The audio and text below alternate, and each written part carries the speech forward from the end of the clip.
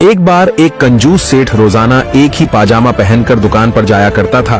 पाजामा काफी पुराना हो गया था और जगह जगह से फट गया था।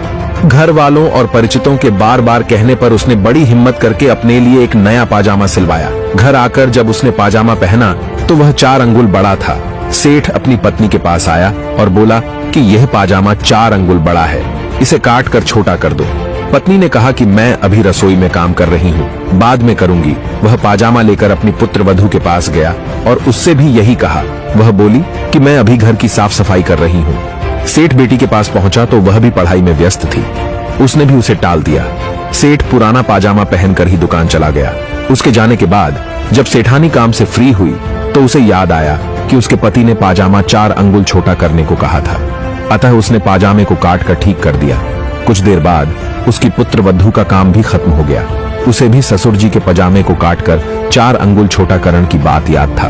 उसने भी कर दिया। इसके बाद बारी थी बेटी की। उसने भी अपने पिता की आज्ञा का पालन किया। शाम को जब सेठ घर वापस लौटा तो उसने पाया कि उसका पाजामा 12 अंगुल कटकर बेकार हो चुका था। निष्कर्ष, किसी काम को करवाने के लिए सुनिश्चित कर लेना चाहिए कि वह काम किससे कराना है। और अगर आप लोगों को इन सब में दिलचस्पी है तो हमारे साथ जुड़े रहिए।